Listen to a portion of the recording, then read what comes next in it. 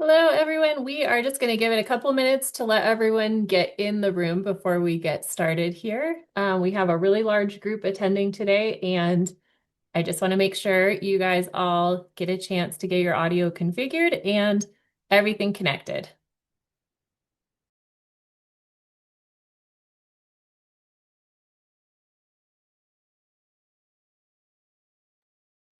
If you can hear me, I saw someone say they were having some trouble with audio. If you can hear me, can you just do a thumbs up? Okay, great. So some people can hear me. If you cannot, let's try to reconnect. I love all the thumbs up.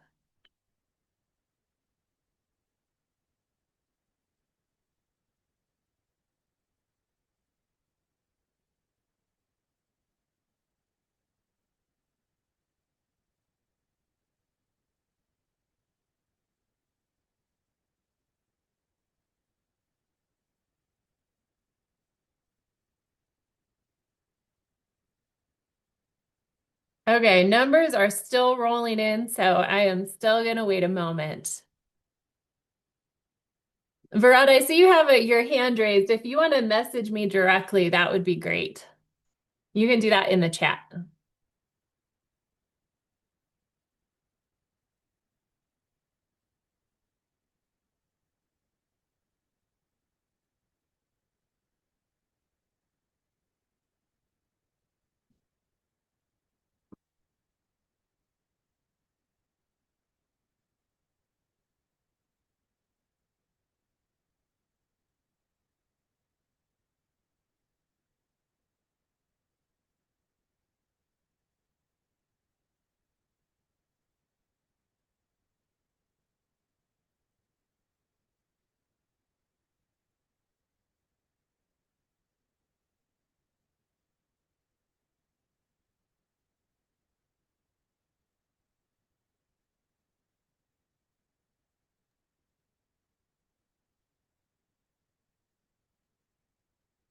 Maud, I see your hand raised there. If you can direct message me in the chat, I'd be happy to help you with whatever your question you got.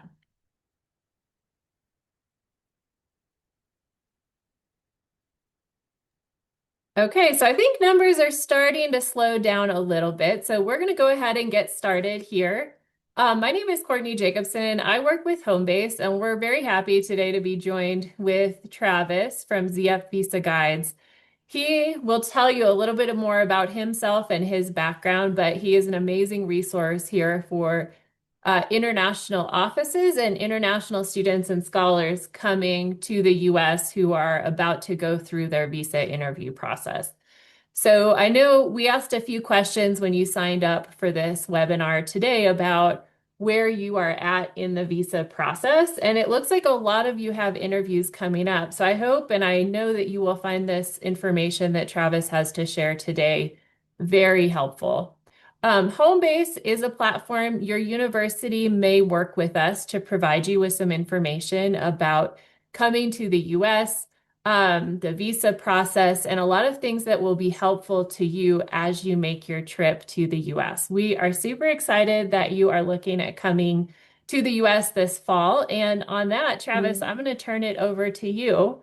Um, if you all have any questions throughout the chat, throughout this presentation, we will only be able to answer questions that are generic and good for everyone to know more about. If you have a specific situation that you might have questions about, Travis is going to tell you a way that you could get in touch with him or other places that you can look for answers to those very specific questions. But if you do have general questions throughout this presentation, please put them in the chat, and at the end, we'll have about 10 minutes to review some of those. So Travis, over to you. Thank you, Courtney, and thank you everybody for joining. This might be a record. I'm seeing over 500 people on this call, which is really exciting. And I have to say, I appreciate you taking this process seriously. The student visa application process is not easy, but with the right strategy and the right preparation, I am very hopeful, and I'm crossing my fingers that all of you will succeed with no hiccups and complications. And that's really exactly what I want to talk about today. So I'm going to go ahead and share my screen. Just as a quick introduction, so my name's Travis. I was a career U.S. diplomat, what's called a Foreign Service Officer, and that was with our foreign ministry, the U.S. Department of State. For most of my career as a diplomat, I was stationed abroad where I interviewed visa applicants as a visa officer. I've interviewed tens of thousands of applicants from all over the world seeking virtually every type of U.S. visa. And during this time of year, many of those applicants were students. And what I saw far too often is that I was denying students who may have actually been qualified, but because of the way the law is written, and because I had such a short time to make a decision, I often had no choice. And contrary to what you may have heard online or from friends, visa officers do not like denying applicants. It's really difficult to deliver bad news. I hated it, but that was my job. And so now, as a US immigration attorney, my focus is on helping applicants, just like each of you, understand what is expected so that you can navigate through the process and hopefully find a successful outcome. So today, there's a lot to cover. I'm really only going to scratch the surface of, how you can fully prepare for the interview. I'm going to do my best, but I will also give you some suggestions to kind of continue your preparation. So I'm going to start with an overview, really an introduction to the visa application process. I saw from the chat that some of you already have an interview scheduled. I think at least one of you is even tomorrow, which is exciting. But for those of you who haven't yet started the process, this will be important. I'm going to focus on the new social media vetting requirement, which is something that I think concerns a lot of people. So I'm going to walk you through what that is and how it works. And then I'm going to focus on the interview itself. So I'm going to introduce you to the factors that visa officers are thinking about as they reach their decision. And I'm going to tell you how you can prepare for your interview to establish that you are qualified for an F1 student visa. And then, as Courtney mentioned, we're going to take as many questions as we have time for. So please do type your questions into the chat window as they come up, and we'll try to address as many as we can. So before I begin, I do need to remind everybody that although I am a lawyer, the purpose of this presentation is not for me to provide legal advice. If you have specific questions, if you're facing specific complications, please reach out to a qualified immigration lawyer. Do not leave this process to chance. And I will tell you that what you read online is often completely incorrect and misleading. So I'd be happy if you reach out to me, but I'd honestly be happy if you just reach out to somebody who's qualified to give you the right information. So with that out of the way, let's talk about the student visa process. It really begins when you receive your I-20 form from the university or the college that you plan to attend in the United States. This is a form that your school will issue, which confirms that you have been admitted into a school that is authorized by the U.S. government to admit international students. With that form, your application and interview journey can actually begin. The first step is to go online and fill out the online DS-160 application form, which I'm assuming many of you have already done. I am going to talk a little bit about that in a moment.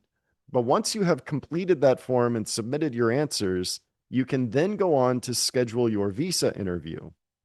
Now, there is a new restriction starting last September where you can only schedule your interview in your home country or the country where you are a long-term or permanent resident. And so for most of you, that means you really can only schedule your interview in the country where you are a citizen, the country that issued your passport. But if you are a permanent resident somewhere else, and maybe, but not guaranteed, if you are a long-term resident somewhere else, like you're studying somewhere or working somewhere, you may be able to schedule an interview there. And I see that we've got lots of lines on the screen. I don't know if we can remove that, but I apologize for the distraction here. I will work. And so for most of you, that means that you need to schedule your interview at home. Now, if you find that you are from India and a couple of other countries, but India is really where we're seeing the worst of these problems, you may not see any available interview dates at all after you pay the fee. And I unfortunately, the best advice I can give you is to be patient. Log into the website where you schedule your interview all the time. And it seems to work best if you access that website late at night, early in the morning, and on weekends. That's when clients that I've worked with have been able to find interview slots. It seems that the embassy and consulates are simply overwhelmed with applicants right now. And so unfortunately, it's a really bad situation where it is very difficult to schedule an interview. But for everybody, I want you to go through this process as early as you can. Do not wait because this process is commonly something that is fraught with delay. So once you schedule your interview, then you'll go to your interview. We'll talk about that in a moment. But before your visa may be approved, your officer must review your social media. And that is something that really doesn't often create complications, but it can, and it does in rare circumstances. So I'll talk about what that looks like in a moment. And then finally, you can travel to the United States. So I want to work backwards from that ultimate time that you will travel to the country with your student visa. And remember, there is a deadline on your I-20 form right here, which is called the program start date. This is the deadline by which you must be physically present in the United States with your student visa to start your educational program. If you go to your visa interview and your visa officer is not confident that you can travel by that date, they will deny your application just as a formality. And so it's really important that you apply as early as you can because you want to make sure you can travel by that deadline. There's also an earliest admission date that appears on the form as well. This is the earliest day that you can use your student visa to enter the country. And so I want you to pay special attention to these two dates on your I-20 form because that's basically your window of time that you can travel. So I mentioned that the first step in your application journey is filling out the DS-160. For those of you who have not yet done this, if you have your I-20 form, I want you to do this right now. This should be your priority because you have to submit this form before you can even schedule your interview. So if you go to ceac.state.gov, you'll see a form. This is the beginning of it on the left side of the screen, and a couple of tips as you go through this. First of all, I strongly urge each of you to complete this form by yourself. Do not hire an agent or somebody else to do this for you because this is the beginning of what I commonly refer to as an exercise or a test of your credibility. Your officer is going to look at your responses as they start your interview. And if the details in this form don't exactly match with what you explained during your interview and with what your officer sees online, they might simply conclude that you're lying or they can't trust you, and that will often result in a denial. Only you know your details best, and so it's really important that you do this on your own. When you fill this form out, offer as much detail as you can. List as many previous jobs, even if they were unpaid internships. Try to give a complete overview of your family. If you have any relatives in the United States, please note that because your officer probably already knows about that. If you've been arrested in any country, you must indicate that on the form because, again, your officer probably already knows that to be the case. And then before you submit the form, check your responses. Once you submit that form, your answers are locked in place and you can't go back and change anything. So if you find that you made a mistake on this form, the only thing you can do is go through this process all over again. You have to fill out a new form, submit it. Then you have to reach out to the embassy or consulate where you scheduled your interview to notify them that you have a new form. They may not be willing to update your interview profile, and that may result in you having to schedule an entirely new interview, which is a real pain. So it's really important that you do this right the first time. And so check your work before you submit it. And I also like to print responses or save screenshots of your responses before you submit them because it's nice to have a record of how you responded. So I do want to talk about social media. I mentioned that after your interview, your officer now is required to review your social media before they can approve your application. And that review process actually begins with your DS 160. So there's a question in the form that asks for all social media accounts that you have used within the last 5 years.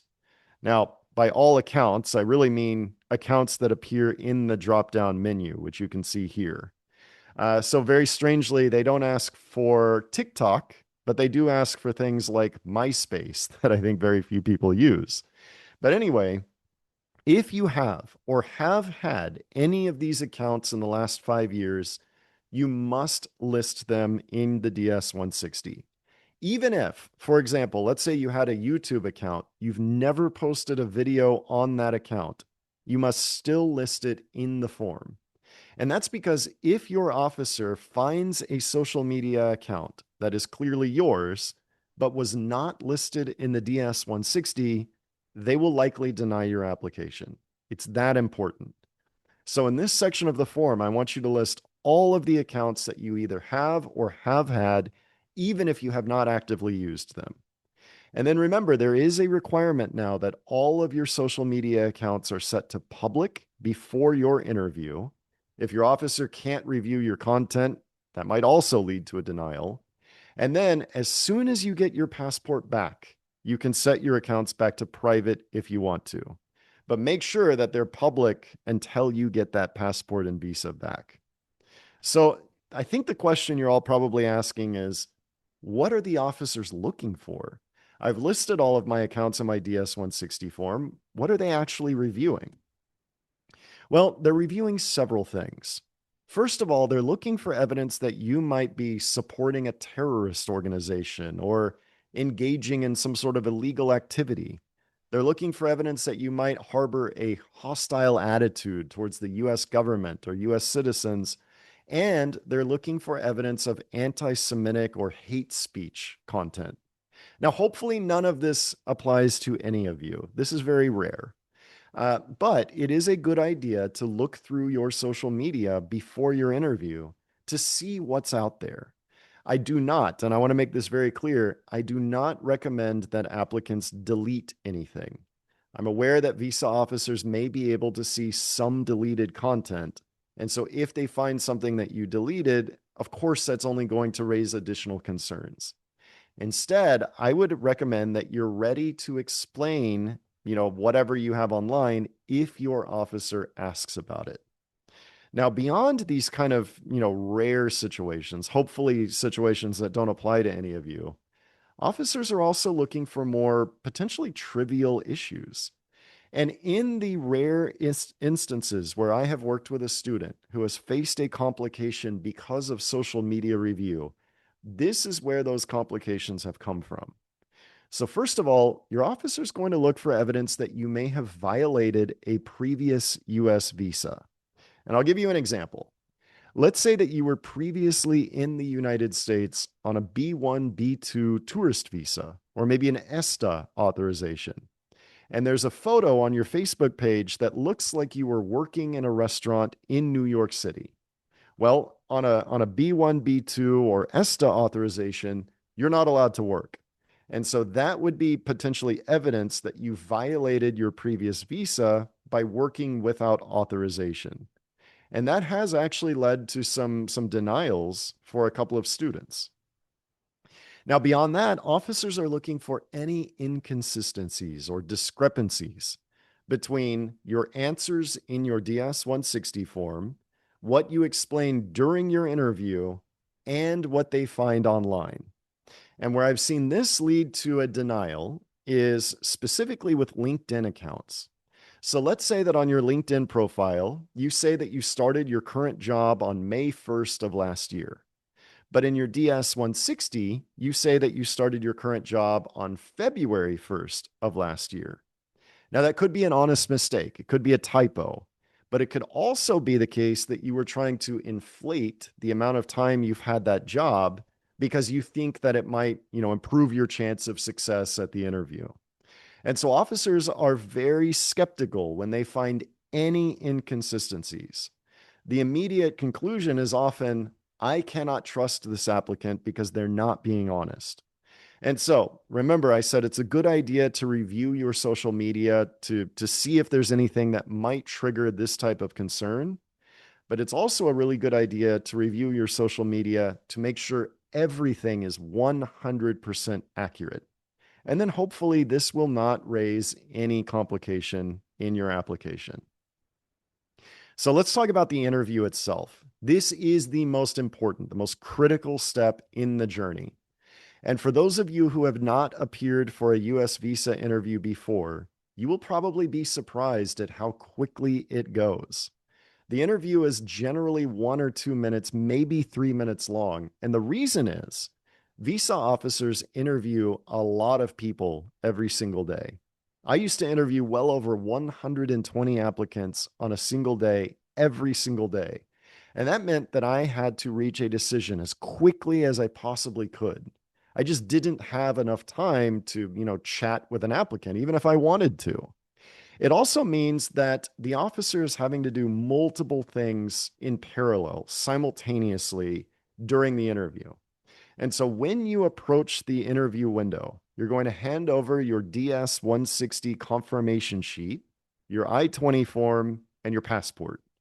Your officer is going to scan a barcode on that DS 160 sheet, and that will pull up details on the officer's computer screen.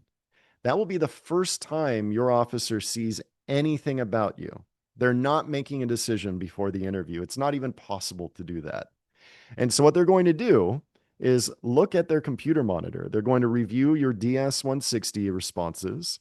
They will look at notes from previous visa interviews if you've applied before.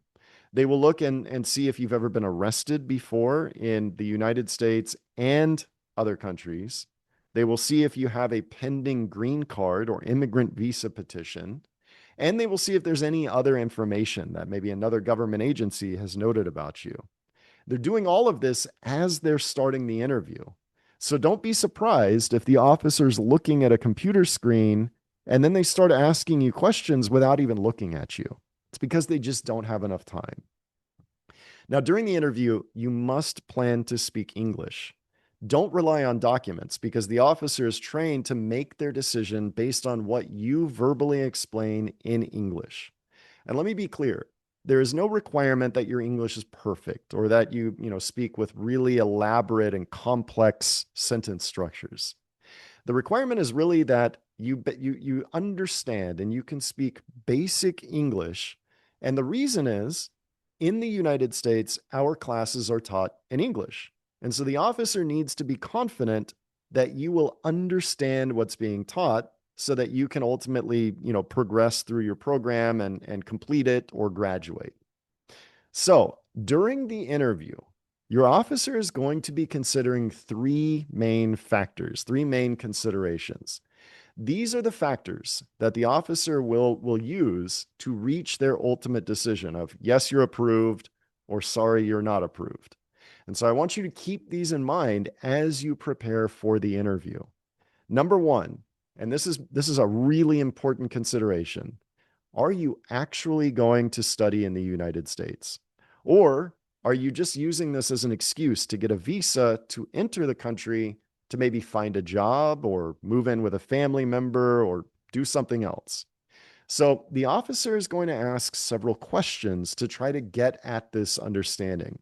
They may ask you why you chose your specific school. What other schools did you apply to? Why are you pursuing this degree or this major? And all of those questions are really designed for the officer to understand, are you really invested in this? Are you really somebody that appears to be planning to study? Or if you can't really give any, real contextual responses here, the officer might conclude that you're not really going to study at all. This is just kind of a made up story and you have something else in mind. Number two, do you have enough money to pay for your tuition, your living expenses, And if you have any family members that are traveling with you or coming later, can you support them as well? Because they will not be able to work on an F2 visa. Now, this is really more of a binary kind of yes or no question, but the officer is going to hope and expect that you can explain where your money comes from. So I want you to be prepared to explain exactly how you're going to pay for your expenses. Where does the money come from? How have you saved this money? If you're using a student loan, how do you plan to repay that? And that will help the officer understand that you can definitely pay for this program.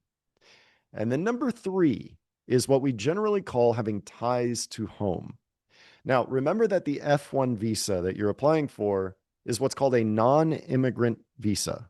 And what that means is, even though it allows you to enter the United States, it does not entitle you to stay in the United States permanently. You're only allowed to remain while you are a student. Then you have to leave the country. And so at the interview, you have to show that you, at least presently, at the time of your interview, intend to leave the United States after you graduate.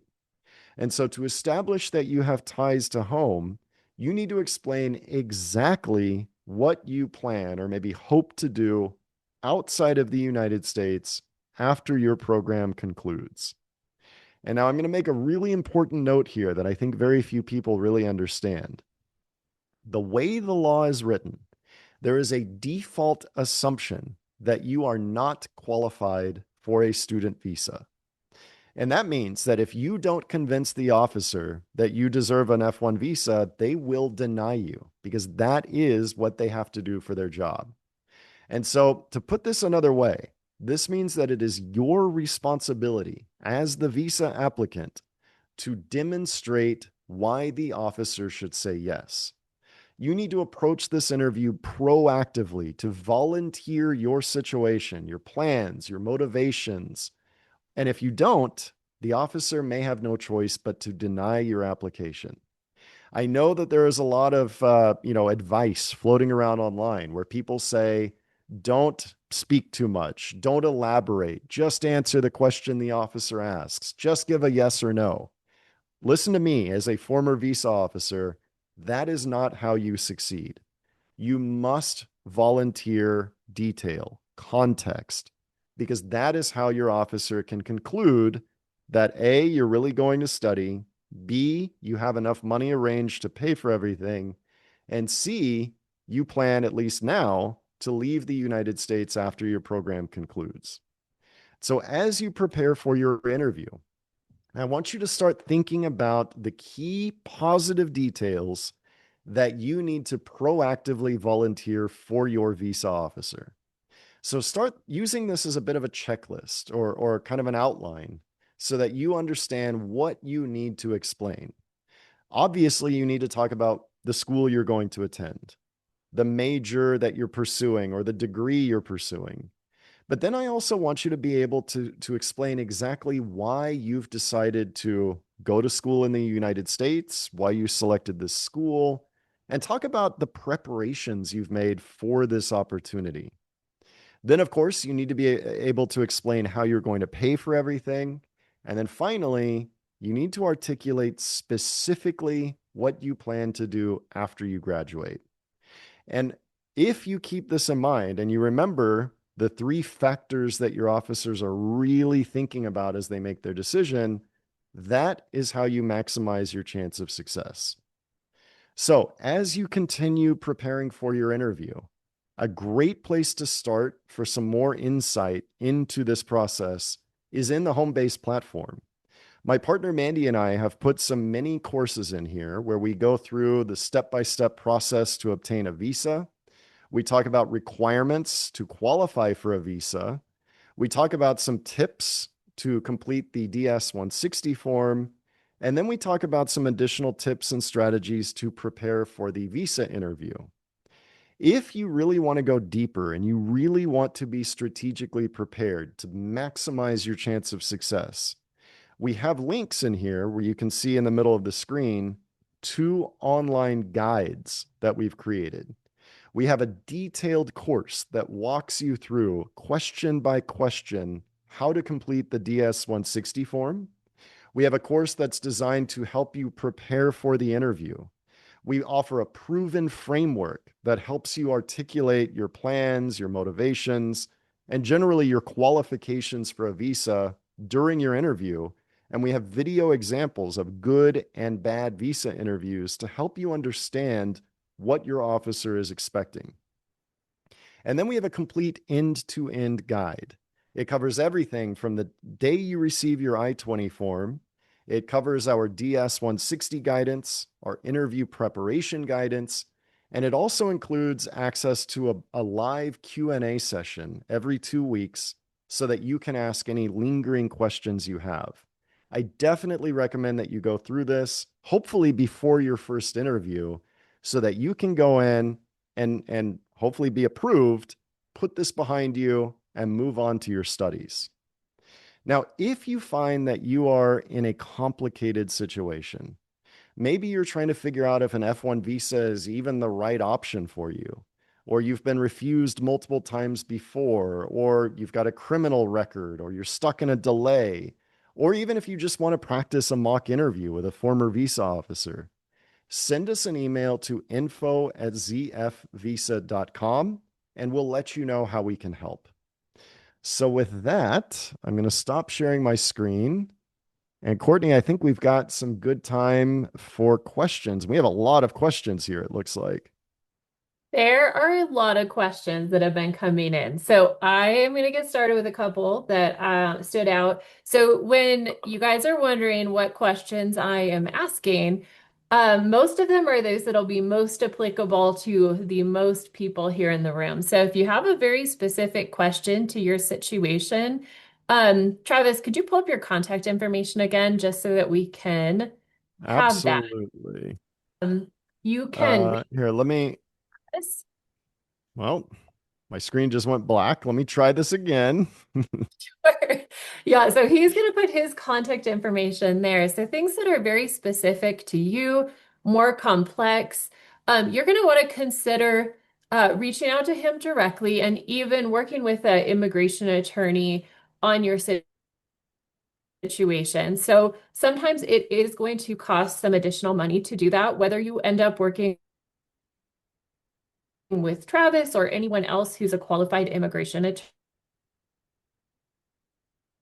here in the US to advise you on this, a reliable resource when you're looking for support. So there's a lot of people out there that can provide information. However, you really want to make sure that the person is qualified to give you the information that they are. And so there's a couple ways that you can look. So one is a qualified immigration attorney. You'll make sure that they're on the listing of immigration attorneys in the United States. Travis is also a great resource as a previous consular officer and immigration attorney. He also has answers that he is qualified to give, but be very cautious about who you get information from. It's typically money very well invested because it's what will move you forward in the process as opposed to getting stuck and trying over and over again. And so, Travis, one of the questions that came up, and I'm going to put two questions in one here, is is there a way, if I've already submitted my DS-160, to go back and see the answers that I submitted if I did not save them along the way? And then I think part two of that is, so in my head, I think that I did not provide one of my social media accounts in the list of accounts that I put on my DS-160. And I'm not sure because I can't go back and look. What do I need to do in this situation if I think my social media information is incomplete? So here's the problem. The way the system is designed, you cannot change an answer after you submit the form, but you also cannot see the answers that you submitted. It's really frustrating. And if you're like me and you might wake up at, 3 o'clock in the morning and say, oh my gosh, did I include my LinkedIn profile? You actually won't know if you didn't save, a screenshot or a printout of your responses. So before you submit the form, definitely save a screenshot because that's your record. That may be your only record of what you responded with. If you've already submitted the form and you find that you made a mistake or you think you made a mistake, the best thing you can probably do is submit an entirely new form. I know that that's a pain, but it really is that important because if your officer sees something during your interview that, is incorrect or doesn't match with what you're saying, they may not take your word for it that it was an honest mistake. They may conclude that you're trying to hide something or elaborate something, and that can result in a denial and even a punishment, which you really don't want. So I would recommend that you submit a new form with accurate information, but then make sure that you reach out to the embassy or consulate where you scheduled your interview to let them know that you submitted a new form. Every form that you submit will give you a unique identifier. It's called the application ID number. It starts with AA and then several letters and numbers. You need to submit that to the embassy or consulate to say, hey, I submitted a new form. Please update my profile. Now, they may not agree to do that. Generally speaking, they will agree to do this one time, but only if you make that request at least 7 to 10 days before your interview. So if you find out that your interview is tomorrow or, Friday, or I guess tomorrow is Friday, maybe next week, that may not be enough time to get this done. That's where I really would suggest that you reach out to an immigration lawyer because there may be a situation where the mistake is not that important. You might be able to explain it during your interview. But if it is important, you actually may want to postpone your interview or even schedule a new one. Because the worst thing that you could do is set yourself up for a denial. Okay, so Travis, that leads perfectly into my next question, which is, what if I have received a denial in the past and I would like to try again? Maybe I've even had multiple denials in the past. What steps do I need to think about, consider? And then some people don't always know why they got a Mhm. rejection in the past. What can I do to figure out what the reason might have been? So yeah, it's visa officers are trained, and I'm part of the problem. I used to train visa officers myself. They're trained not to give you a specific or concrete reason for a denial. And it makes your life as an applicant really difficult, right? Because you may honestly not know why you were denied. So I think the first step is to revisit your interview. And something that actually helps a lot of applicants is to type out a transcript of how your interview went. Type out the questions your officer asked, the responses you gave, and then challenge yourself.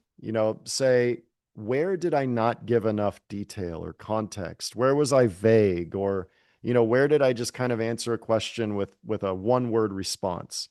And that may be simply what led to the denial is you just didn't sufficiently convince your officer to say yes. There could also be a specific concern. The officer may have really focused on your financial arrangements or family members that you had in the United States. So that can help you pinpoint the issue. If you really want to get to the bottom of it, though, reach out to us. What we will generally do is walk through your last interview. We can almost always pinpoint, the most likely cause of the denial, and then we can help you strategize on how to address it when you go to reapply. You will need to address it both in your DS 160, because there's a question that says, have you ever been denied before? And you will need to be prepared to offer some sort of explanation during your interview. Now, I'm going to give you a general rule that applies virtually to everybody. If you have been denied before, do not try to guess at the reason you were denied and explain that during your next interview or in your next DS 160. All that does is raise more concerns for your next officer. And I used to see this all the time. I would look at that response before I asked the first question, and people would say things like, well, I was denied previously because I think my officer was concerned that I didn't have enough money for my program. And now the only thing I was thinking about was, well, wait a minute, does this applicant actually have enough money for their program? Now I'm concerned. So instead of trying to volunteer that type of explanation, think about reminding your officer of why they should say yes.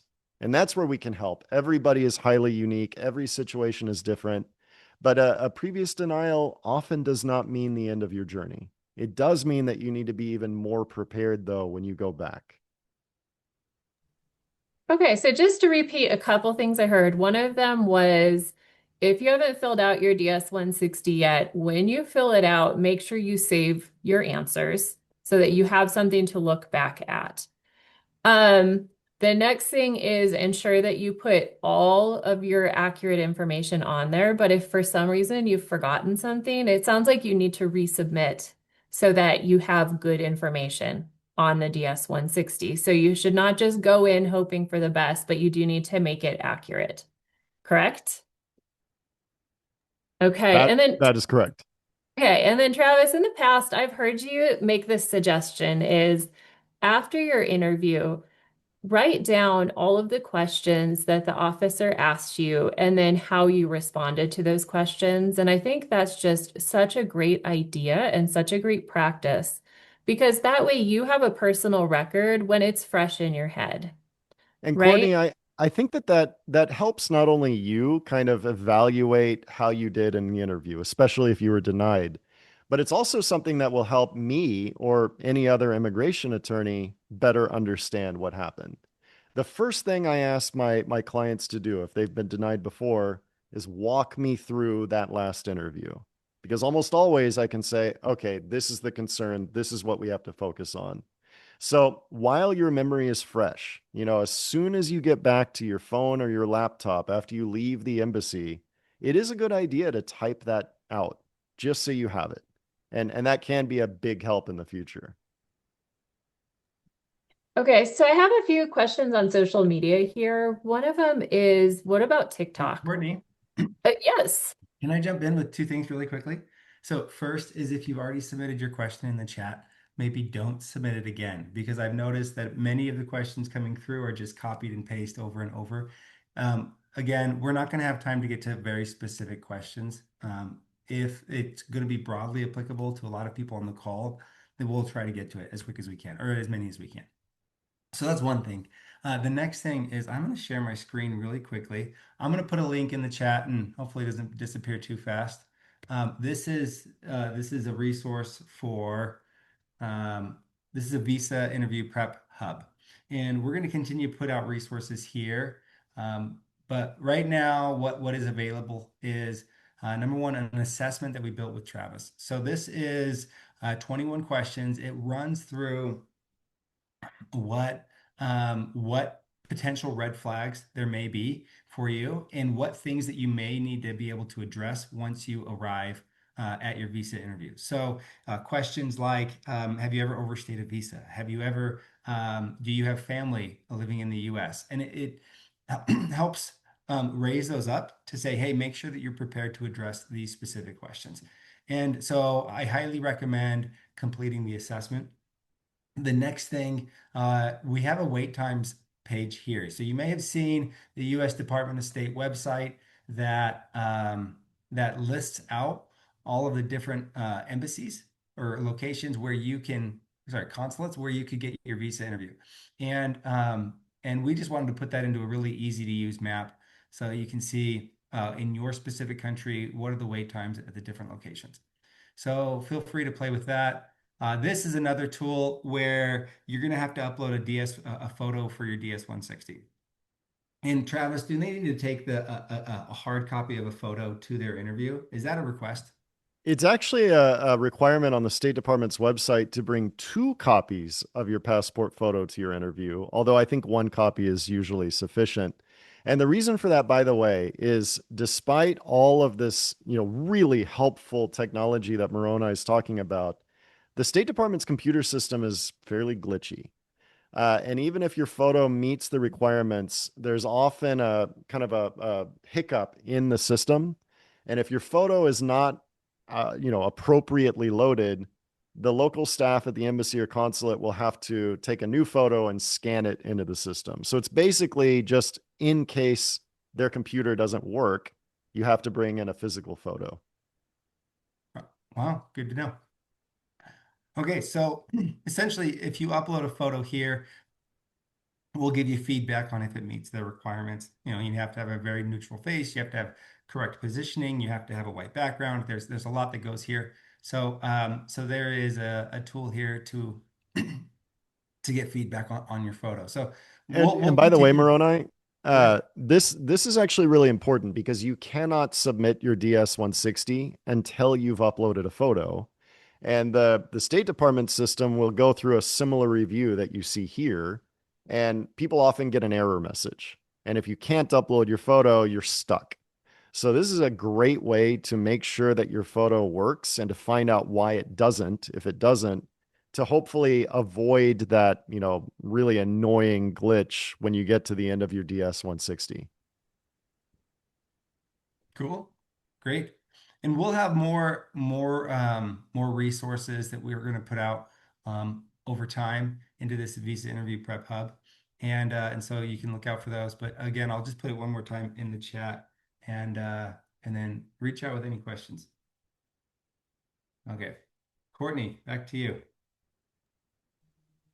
Perfect. So next thing I was going to go into is social media because we have a lot of questions about social media here. So one of them is specifically TikTok. So a lot of people have said TikTok is not available on the drop down. What should they do about that? It's actually really surprising that TikTok is not in that drop-down menu, but it indeed is not. So I think you have two options. One would be you just don't mention your TikTok accounts at all. The other option, and actually, let me go back into my presentation and I'll show you what I'm getting at here. The other option, give me just a moment, would be to list your TikTok where you have the option to list additional platforms. So I know this is really small, but if you look at the bottom, it says, do you wish to provide information about your presence on any other website or applications you have used, blah, blah, blah, blah, blah. If you say yes to that question, you can then enter your TikTok information there. I actually like that option because it shows that you're not trying to hide anything. You're being fully transparent. And then your officer may or may not even look at your TikTok account, but at least you're volunteering it. But again, my reading of this form is you may not really need to use your TikTok account here. I just like the idea of being fully transparent. This is where, again, talking to an immigration lawyer could help because in your unique situation, it may actually be advantageous to mention additional accounts or websites. I'll give you an example. Let's say you're going for a master's degree in computer science and you have a GitHub account where you've listed lots of your work and lots of your code. Well, listing that in this bottom section of the form can help show the visa officer what you've done to kind of explain why it makes sense that you're going for this master's degree. So, generally speaking, I like to provide as much detail as possible on this form because it generally will help you. Okay, so more questions about social media. So the first one is, so you've realized that you didn't include an account on here and you want to go back, you want to fix it. So we're going back to resubmitting the DS-160, which I think is a little bit of a hang up sometimes. It's not an easy process. It's not too obvious. Is this going to affect your appointment date if you resubmit this, add new information? And does it open you up to additional scrutiny if you are resubmitting information on there and adding and changing things? First of all, it should not open you up to additional scrutiny. Your visa officer will only review the responses in the form that is tied to your interview confirmation. So remember, there's that unique identifier, the application ID number, that will pull up only one form and one set of responses. So the officer won't even know if, let's say, you submitted 45 different forms, they won't even know. They're only going to see the form that's tied to your interview. Now, the other question though is a little bit more complicated because you may not have enough time before your interview to submit a new form and to have the embassy or consulate update your profile. If that is the case, you may actually want to choose to either postpone or even cancel your interview to schedule a new one so that your officer has accurate details to review. I think before making those decisions, I would reach out to an immigration lawyer to just kind of verify if whatever error or mistake you encountered is important enough to warrant that. It may not be, it may be something you can explain at the interview, but it may be so, critical or important that that is kind of your only option. Okay. And last thing here on social media, I know there's so many questions we could ask. So again, if you have something specific, please do consider reaching out about your specific situation. But the last one is, when do you need to put your accounts public? You need to put them public before your interview. And for those of you in countries like India, where you go in first for what's called biometrics, where you get your fingerprints taken, I would set it to public before that appointment as well. Because you really need to make sure that your visa officer can review your content. But then, as soon as your passport is returned to you, you can switch everything back to private. It's less of a specific response, I know, but just make sure that everything is public before you go into the embassy or consulate. Okay, fabulous. So we're down to about 10 minutes, so we'll get to as many questions as we can. I'm going to move on to finances here. So, question about finances: what do people need to take with them when they go to the appointment? And then what might be asked for? What's a good format for that? But then I also saw from a few people, if they have a graduate assistantship, specifically, the university is funding them fully. How do they need to answer questions about funding? Who is paying their bill in that case? It's a great question. So if you have an assistantship or a scholarship, or somebody is kind of funding your education, that's a great detail to share. It's certainly not a requirement to get a visa, but it can help establish both that you can afford the expense, and it goes far towards confirming that you're really a student, because that means that your school has done lots of vetting and due diligence already, to decide to offer you this support. So I would simply explain the honest situation. And that really goes to all of your financial arrangements. People often reach out to me and say, "How should I explain my finances?" And my short answer is, you should be honest. Tell me, how are you going to pay for your education and your living expenses? And then my next comment is, that's what I want you to tell your visa officer. There's virtually nothing that's automatically going to lead to a denial unless you just don't have enough money. What will lead to a denial, though, is if you're not honest about the arrangements you have in place. And then comes documents. So I always recommend that you bring documentation to support whatever arrangements you have in place. So if an individual, whether yourself, your parent, a friend, if you have some sort of sponsor, or you are paying your expenses, bring bank statements to confirm that that money exists. If you're taking a student loan out, bring your loan agreement or contract. If you have a graduate assistantship or a scholarship, bring some sort of letter or other confirmation from your school that confirms that.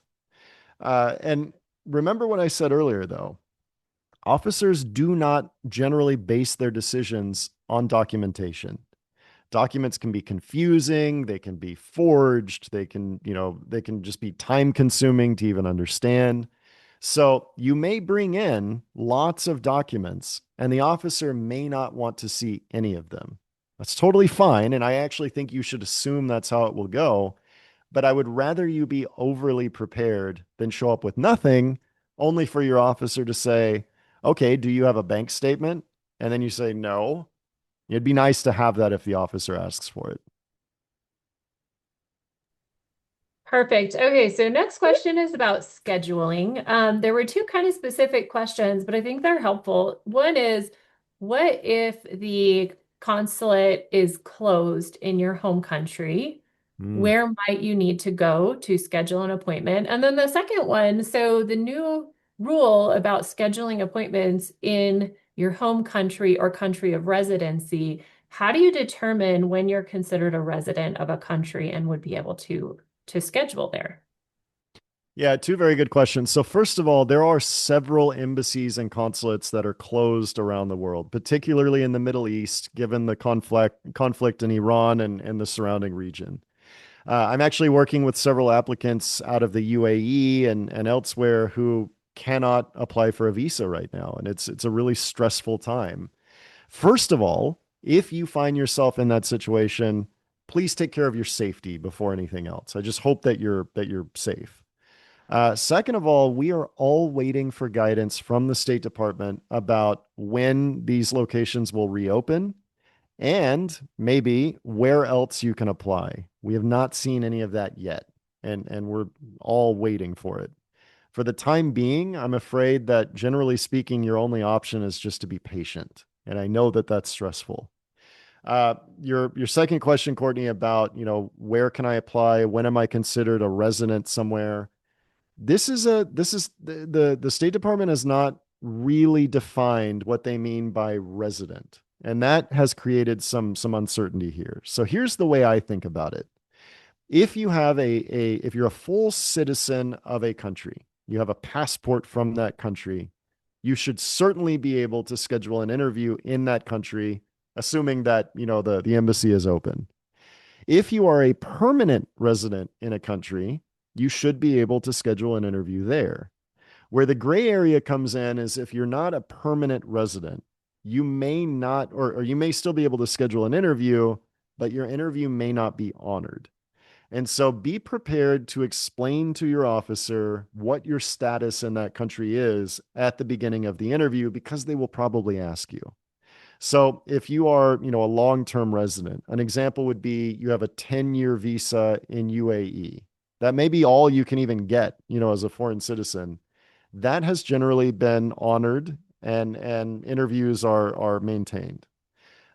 If you're just, traveling through Switzerland for a long weekend, it's almost guaranteed that you will not be able to schedule an interview because you're not, a resident or kind of a long-term resident there. So think about, do you own property? Do you rent or lease an apartment? Do you have kind of a mailing address? Those are types of things that lead me to say, okay, you're a resident. But if you have questions about this, reach out to a lawyer and, form a strategy on A, where you can apply, and B, how you establish that, you should be allowed to interview there. Okay, so, I want to say in all of this, there's all kinds of challenges that are out there, getting a visa, scheduling a visa, considering the visa interview. But I also want all of you to know that on this side of things at the universities that you've applied to and you're going to, there are tons of people that are really excited to welcome you to the university. They are an excellent resource for you too once you get here. Even along the way, some of these questions that are coming in are about the documents you received. So your I-20, if you see any issues on your I-20 with the details, with your name, your location of birth that might be inaccurate, reach out to the university that issued it. We are all here to support you, to help you.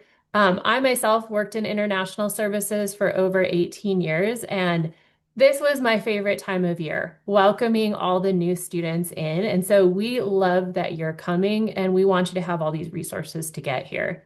And So, I want yeah. to second what Courtney said. I travel internationally pretty frequently, and every time I come back to the United States, I look at the line for foreign citizens, and it's moving exactly like it always has. I'm not seeing people being hassled and arrested and, pulled into secondary questioning more than I used to.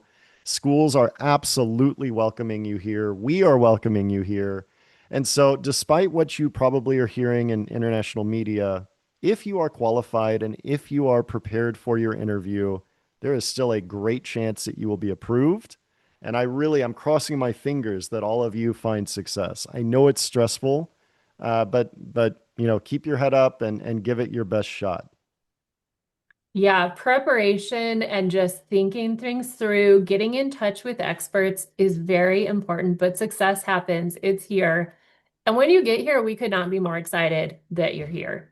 So, Travis, the last question, I know we're kind of coming up on time here, but going into the visa interview is really stressful and sometimes you can feel nervous. And so I just thought this is such a great question. Is being nervous going to affect your visa interview? And what should you do about it so that you are giving the right answers? Cool, calm, collected, when really it's a challenging situation. So, yeah, first of all, visa officers expect you to be nervous. This is a really important milestone for anybody. Even if you're just applying for a visa to go to Disney World, it's an important thing. You've paid a lot of money for this. You've waited in line for hours. So, when I used to interview applicants, in that rare occasion that somebody would come to my window just completely at ease, the first thing that went through my mind was, what is wrong with you? Are you some kind of sociopath? How are you not nervous? And so, no, I don't want you to kind of be harsh on yourself because you're nervous. You will be. And I think you should expect to be. But what I want you to do is speak slowly. Challenge yourself to take a deep breath and slow the rhythm that you're speaking. Because when you get nervous as a human, you speak faster. And when you speak faster, the officer will speak faster, and then you will speak faster. And now it's like a snowball running down the hill, going faster and faster. You're going to skip over important details. Your officer may not understand what you're saying. So take a deep breath, slow yourself down. You will be prepared. This is the first critical step in being prepared. And I want you to, give it some thought. Make sure you understand what you're getting into. And then it's not a calculus exam, it's just explaining your situation. That's all it is. You know your story better than anybody else. So just take a deep breath, slow yourself down, and introduce your situation, your motivations, and your plans. And Courtney and I are going to be over here crossing our fingers that you're successful. Yes, we truly are. We love all the success stories. We love hearing them and we love helping you. So, Travis, thank you so much for your time today. Thank you, everyone who took time to attend. We are going to follow up with an email with a lot of resources, how to reach out to Travis with a recording of this session as well. So if you missed anything, you had sound issues, don't worry, it is still coming. Uh, anyway, thanks again.